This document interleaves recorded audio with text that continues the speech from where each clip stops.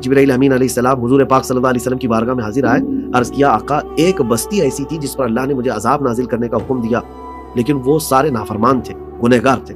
جب اللہ تعالیٰ کا غضب ہوا عذاب نازل کرنے کا تو اس میں ایک بندہ تھا جو پرہیزگار تھا، بڑا نیکوکار تھا اور عبادت گزار تھا، اس کے کوئی گناہ نہیں تھے۔ تو میں رب تبارک و تعالیٰ کی بارگاہ میں یہ سوال کروں کہ اس بندے کا کیا قصور ہے؟ عذاب جب ہوگا تو اس قوم میں، اس بستی میں وہ بھی ہلاک ہو جائے گا، لیکن جبرائیل امین کہتے میری ہمت نہ ہو سکی۔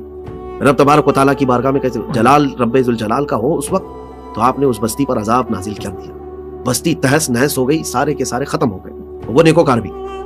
سالہ بیت گئے تو جبرائیل امین کہتے ہیں رب تعالیٰ کی بارگاہ میں نے پوچھا کہ مولا اس ایک بندے کا کیا قصور جو تیرا فرمانبردار تھا، نیکوکار تھا، باقی سارے تو گنہگار تھے، نافرمان تھے۔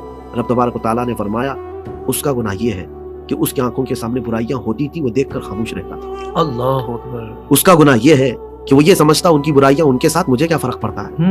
اس کا گناہ یہ ہے کہ جب وہ برائیاں سامنے دیکھے تو اپنے آپ میں مست رہے۔ تو رب تعالیٰ کا نظام یہ ہے کہ جب وہ برائیاں کرنے والے کا انجام ہوگا، دیکھ کر خاموش رہنے والے کا انجام بھی وہی ہوگا۔ اللہ